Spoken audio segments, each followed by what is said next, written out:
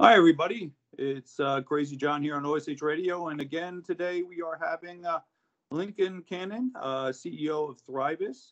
And we've had Lincoln on before, and I always like checking in with him, seeing what is up and how things are going. So, how have you been?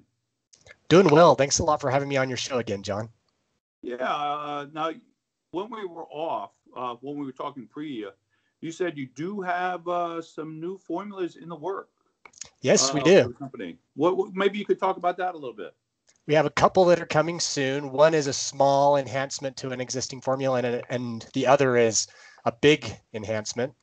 The small one is that we're going to be adding vitamin D to Tenacity. Tenacity is our product that we use to target the enhancement of bone and joint function.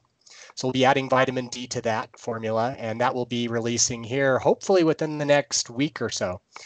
And then the bigger news is that we are completely reformulating our Omega product, which targets heart and circulation enhancement. And that product, I'm not going to give away all the details yet, but it's going to be quite a bit more powerful than the current formula. We're going to be adding a number of very well-researched and highly effective nutrients into that formula, and I think people will be excited when they see it if their heart and circulation is something that they want to pay attention to. What made you think about revising the mixture? Well, the first formula of Omega contained fish oil and garlic and pycnogenol. Pycnogenol is a French maritime bark extract that's very good for circulation. One of the most well-researched ingredients that any supplements contain. And it was a pretty good product in some ways, but there were a few shortcomings. One of the shortcomings was the smell of the product. We weren't able to get rid of the fishy smell as much as we would like. And another one of the shortcomings is that we didn't quite get the potency of omega-3 that we were hoping to get. The omega-3 was 500 milligrams per serving, and we want to get about 4 times that much. And the new formula of Omega is going to be using a source of omega-3 that is 5 times more bioavailable than the source that we've currently been using. So that's one of the exciting things about it. And then we'll also be adding in some things that greatly help with improving circulation, including microcirculation, as well as helping get more blood to your brain and things like that. So we're really excited about the new formula and hope to have it out probably a month or, well, it's looking more like a couple of months out probably for that one. Well, it sounds great. Now, I guess I lose track of time. How many months are we now into COVID-19? Since March, I guess. How's everything been going for you? How's the family? We're doing well. Everybody in my family's healthy. We're all working or schooling in various ways. I guess my youngest son is kind of taking a break from school right now, but he'll be starting up school again here at the end of the month. His school will be meeting, I guess, 2 times a week at the school building and then doing remote schooling the other days of the week, from what I understand. But my wife and I are working. My oldest son is working in Texas. My middle son is currently serving as a Mormon missionary in Independence, Missouri. He's having an interesting experience doing that. Mostly on Facebook is where he's doing most of his work, as it turns out. And then my youngest, so he's still stateside. He hasn't gone somewhere else.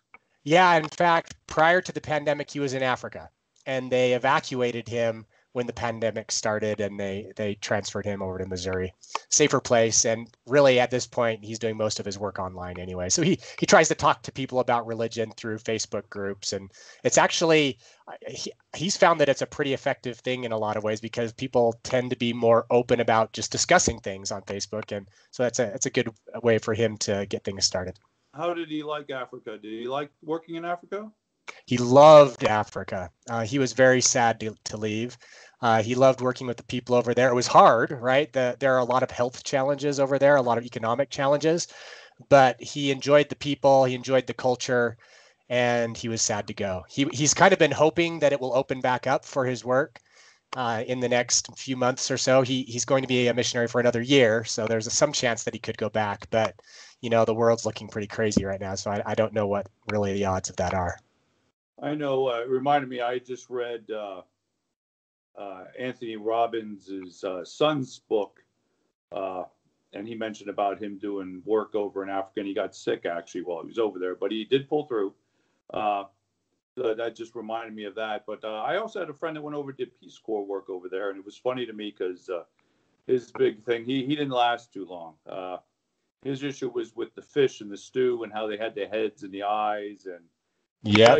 when I was in Asia and I was up in the Himalayas, you'd order chicken and you'd be digging through and you'd have a chicken head or a chicken claw being in the food. And after a while, I just started ordering yak all the time.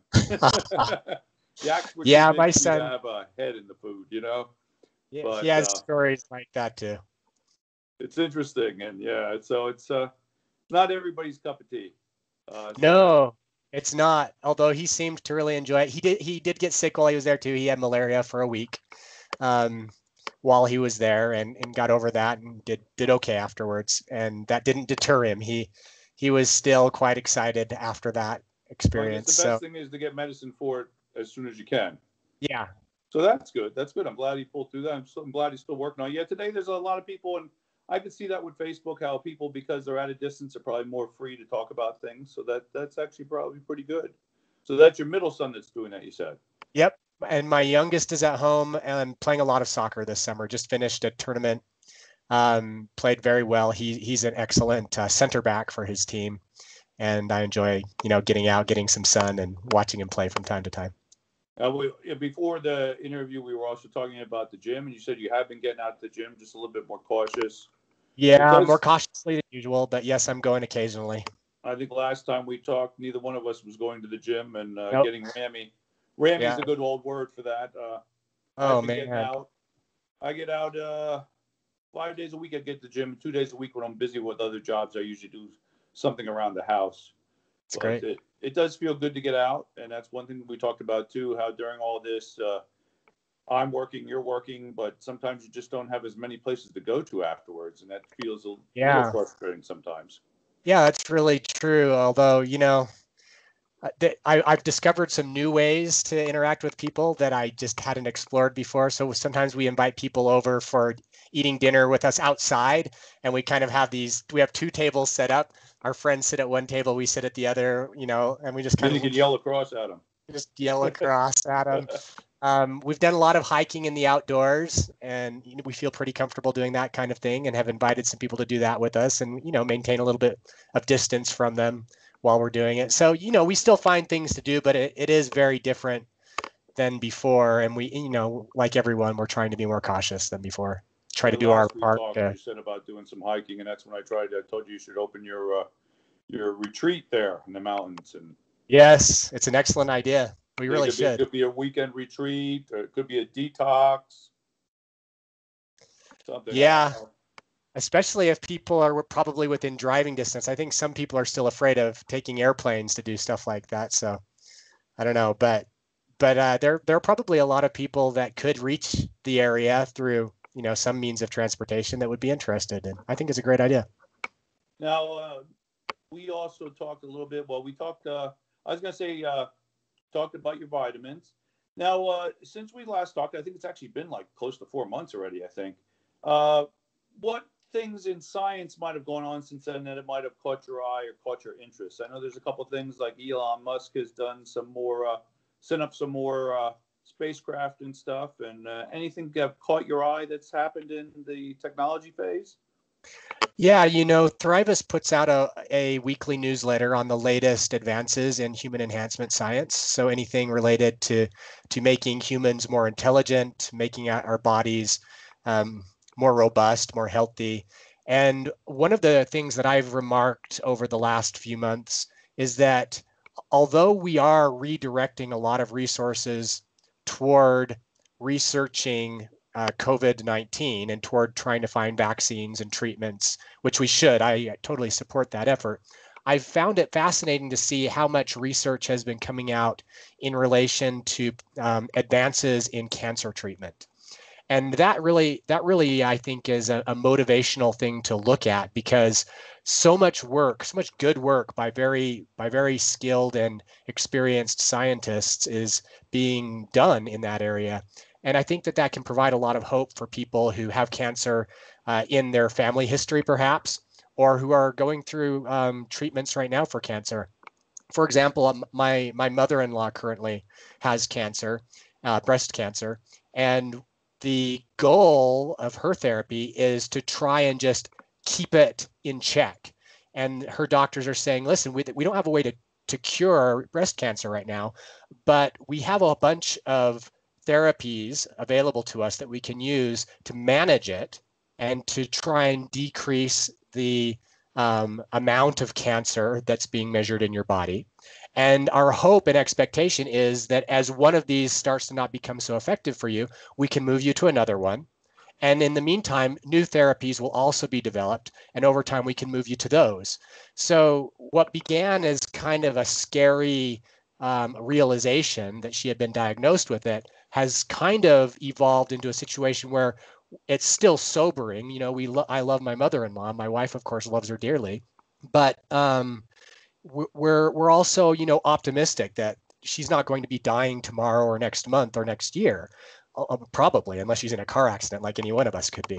But you know, science and technology are at a place in cancer therapy where there's a lot of cancers, not all of them. Some of them are still very difficult to manage, but a lot of them have become more manageable than ever before.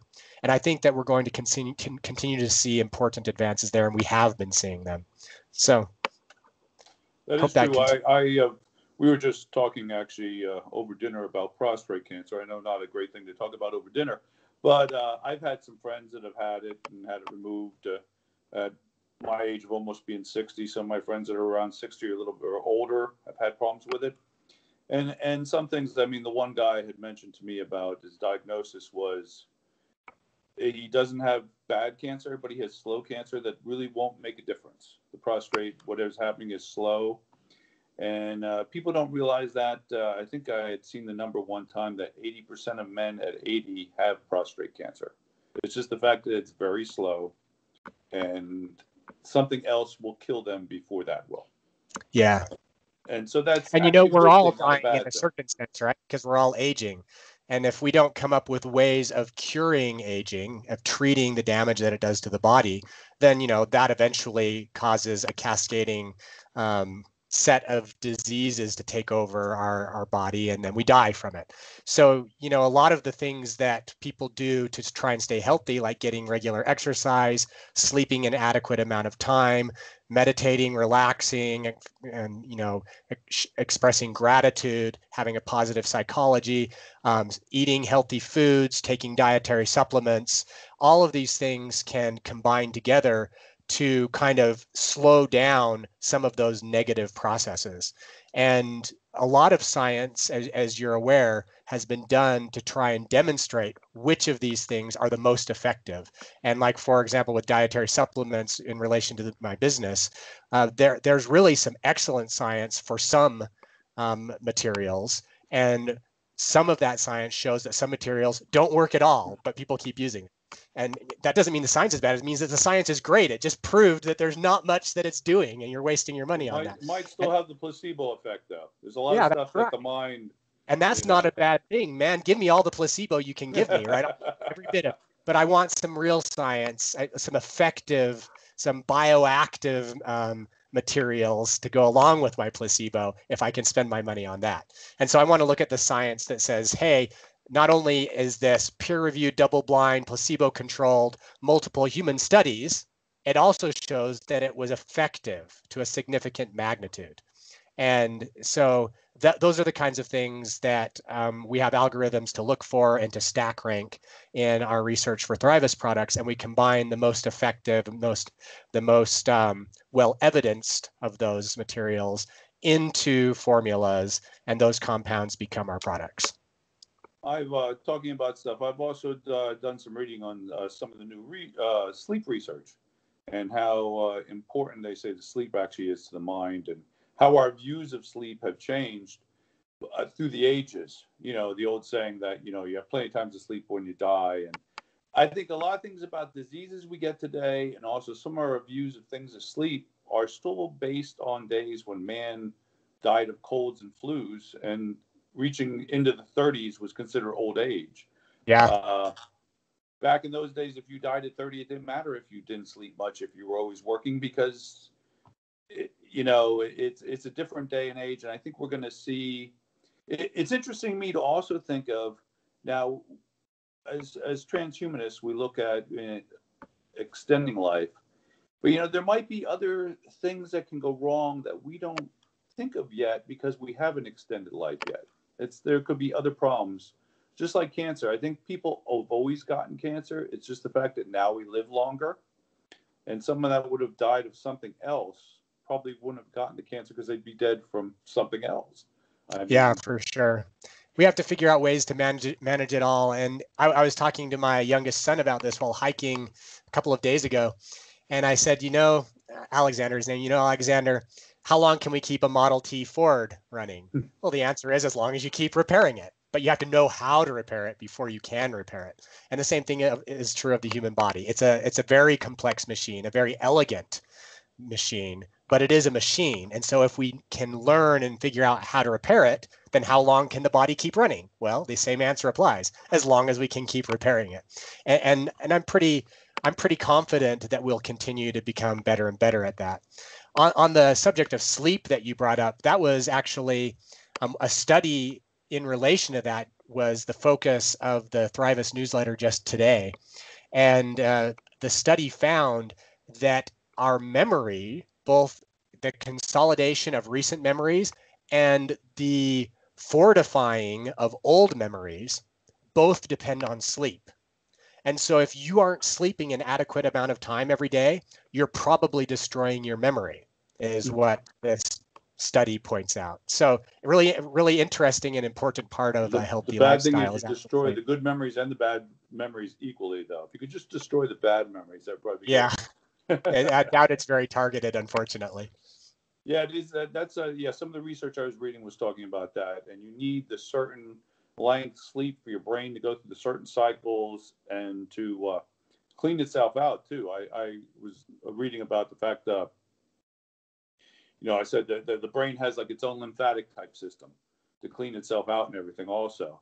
And it's kind of interesting, and that some of the Alzheimer's and dementia can be looked at from buildup of waste products that should be removed. Ammonia in particular. Ammonia is very bad for your brain, and our body puts a lot of it up there. And there are some things you can do to decrease the amount of ammonia that builds up in your brain. One of them is supplementation with carnitine. Acetyl L-carnitine is a good way to decrease ammonia in your body generally, and particularly in your brain. It's interesting you said that about ammonia, because my concern right now is I always worried about all these hand sanitizers. Everybody has them everywhere. I'm like, well, how do you build up an immunity if you're busy always using that stuff? And now they found a whole bunch of them are actually hazardous. Yeah. So now that we're in the COVID thing, I was mentioned earlier, I work at the airport, and I also have been going to the gym, and they always want you to spray everything down and clean everything. We're going to find now that the sprays that you're using are probably going to have a detrimental effect on you. They say shortness of breath is a sign of COVID. Well, some of these sprays getting in your lungs could also be causing you to have shortness of breath. So that I think they're going to find there's some danger to that stuff too. We have found that some cases that it is. In fact, sadly, some people have discovered this, and I don't know why. This sounds really crazy to me, and I'm not sure how they justified this to themselves. But apparently, some people have been drinking hand sanitizer, maybe thinking that it would somehow keep them healthy. I'm not sure, or get rid of something in their bodies, but it killed them. From what I understand, there have been a dozen or so reports of deaths from people drinking hand sanitizer during the pandemic. So, that would be then a don't do that. COVID-related death, because they I guess so. COVID, so an indirect COVID-related death. Yes. But I think people have always done that kind of stuff. That is an interesting point. I remember hearing about somebody saying something about maybe injecting disinfecting into your system. Yeah. Who might that have been? Heard that one too. Stay off of that subject. But it's an interesting time. Now, I want to get this out here now. You mentioned your newsletter, Now, if Yeah. people listening to this wanted to sign up and get your newsletter, where should they look for that? Right on the homepage of Thrivus.com. You go down to the bottom, there's a place to put in your email address for our newsletter. It's a Okay, really so great newsletter. Yeah, recommend once a whoever's week. listening to do this and get that newsletter. And how often do you put it out? It goes out at least twice, sometimes 3 times a week. And one of the times it goes out includes a summary of the latest human enhancement science news. So this is coming from peer-reviewed journals. This is not stuff that's just coming out of like the popular press. We have a person who's actually he's well known in the transhumanist community. His name's Julio Prisco. That he's constantly watching the latest human enhancement news and from the peer-reviewed journals, and he compiles the most important ones once a week for Thrivus readers so that they can stay up to date on that. And then we also have a registered dietitian who about once a week, it ends up being more like every other week, she will do a summary of the latest dietary supplement news related to cognition and longevity. So different kinds of supplements that you can use. What does science say you can use to improve your cognition, to improve your longevity? And so she's always scouring the very latest peer-reviewed studies and their reports that go on to like PubMed and sources like that. And then she tells Thrivus newsletter subscribers, you know, here's what the study said, here's how you can apply it. So that happens about once a week. And then occasionally we also put out other kinds of articles that are fun or interesting. For example, we put out an article once about the top 20 nootropics from science fiction or smart drugs from science fiction. And as it turns out, you probably wouldn't want to take most of them. Most of them have really terrible side effects in science fiction. But there's one or two that sound pretty cool. So if you're interested in, you know, reading about fun things like that, about speculative smart drugs of the future, we have an article on that kind of thing too. And then we have a few other articles along those lines. Yeah, I totally lost my train of thought there. Choo-choo, I got to take more smart drugs. It's all right. We were talking about the newsletter, how people can sign up. Go to Thrivus.com. You can do it at the bottom. Yeah, I did lose my train of thought, but that's okay. So that's great. Now, anything else you might be planning on doing in the far future? Any ideas you have working on anything else? Any new products that might be coming out or anything that you might be thinking of in the future? Yeah, we do have a lot of future plans. Most of them we don't talk about publicly, but they're related to human enhancement. Getting beating you to the thing. It's like when a movie comes out and everybody knows it's coming, and another movie production company throws out this really quick imitation movie. You know, that's right. They do that with everything, vitamins and anything in this world.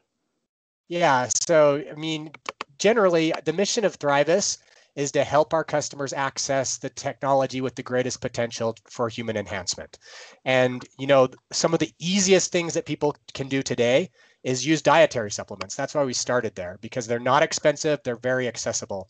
And if you look hard at the science, you can make really good decisions about things that will probably make a practical difference for you. They won't make you live forever and they won't make you a super intelligence, unfortunately. That'd be great if they could. But they will make a practical difference for most people. So we started there. An inexpensive, practical difference. But our ambitions are much broader than that. And so you can expect at some point in the future that you'll start hearing about Thrivus expanding into other areas of human enhancement. And I'm really excited to get to that point. But you know, businesses take time and resources and planning, and we're going through all of that. And we are a startup that's bootstrapping. We're going without investors, and because of that, you know, we use the money that we bring in to do more advertising and to grow organically, and that takes time. But it also has some upsides in that we don't lose control of the company. We can make sure it continues to focus on the things that we care about most rather than trying to please some investors. No, that's important. What I had thought about, and I did remember, see, because I quick ran off and took something. No, is webinars. Any interesting webinars that you see out there or something on any subjects that you would recommend for people on any of your favorite subjects? You know, I'm mostly a reader. I know some people prefer like podcasts and audio video and things like that. So I don't do a lot of that myself. But I know that there's a lot of really good ones out there. I'm not the best person probably to ask for like a strong recommendation. I've heard of some here and there, but from personal experience, I wouldn't want to like say, oh, I would recommend this one, just because I don't spend a lot of time doing audiovisual types of information consumption. I'm a reader. I love to read. I read voraciously. I read clinical studies like almost every day. I'll at least browse, if not read thoroughly through one or two of them. So since you mentioned reading, what books or something out there do you think would be great for our listeners to read on the subject, or any of the subjects we touched on today? Yeah, so a great resource if you want to learn about the science of dietary supplements from a very trustworthy source, I recommend examine.com.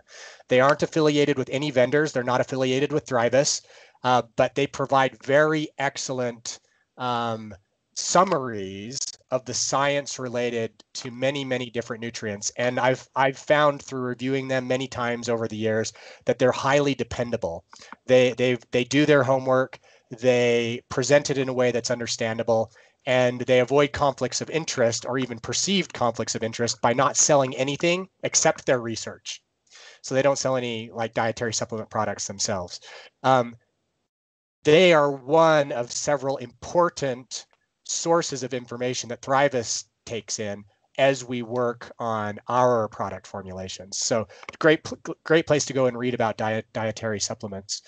If you are more of a like kind of detail oriented reader, if you want to get into the weeds and you want to know all of the details, then what you should do is you should go to pubmed.com, and that's where the government keeps track of kind of indexes all of the primary literature on dietary supplements, drugs, and other, health and medical related studies. So you can go there, you can type in a few keywords of things that maybe are most interesting to you. So for example, you want to do some research on sleep. What studies have been done on sleep? Go type in sleep at PubMed.